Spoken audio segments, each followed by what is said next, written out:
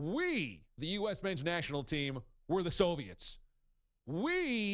All we had to do was beat the worst team in the region, which was Trinidad and Tobago. In fact, we didn't even have to beat them, just had to get a draw. We could have gotten out of there with a tie and still qualified for the World Cup. It was the last match of qualifying. There was nobody in the arena, nobody in the stadium. It was a makeshift facility because of flooding down in the Caribbean over the last couple of months. In fact, we could have lost last night and still qualified had one or two other results gone our way. But they didn't. And the U.S. lose as a heavy favorite after 10 games of qualifying in a region that is there for the taking. This is not qualifying out of Europe.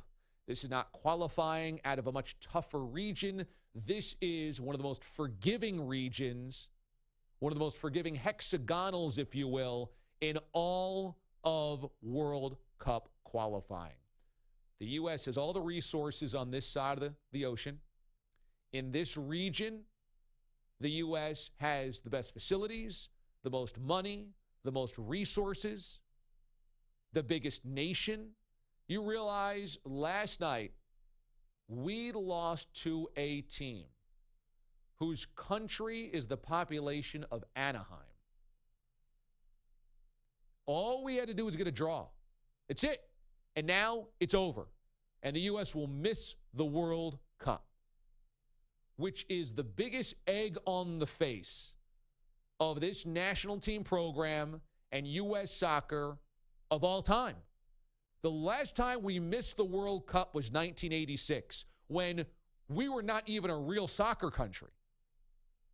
We qualified in 90, hosted the World Cup in 94, and from then it was a steady ascent, more resources, more talent, better infrastructure, better facilities, better science, better coaching, better talent.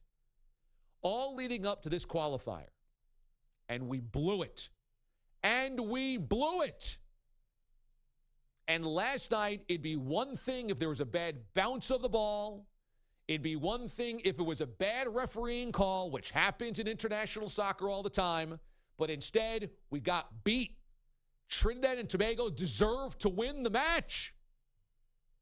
The U.S. played like they were sleepwalking in the first half and trailed 2-0 to a team, to a country that had already been eliminated and was playing all of its youngsters just to get some experience. Unacceptable.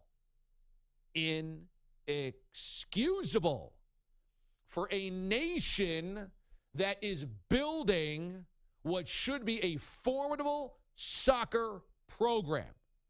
We've got money, we've got resources, we've got population.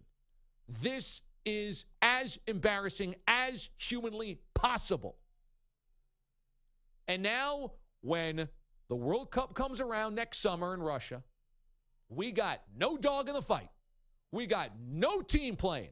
We got no country to root for. No stars and bars. Nothing. Nada. Got nothing. And it is completely inexcusable from the top down. From the administration to the coaching to the players, everything. There is too much money. There's too much money invested in U.S. soccer now to lose in the qualifying of a region that is totally doable and then lose last night to Trinidad and Tobago in front of family and friends. I don't want to hear excuses. I don't want to hear them. There is no excuse. That is as humiliating as anything could happen to this country's soccer program.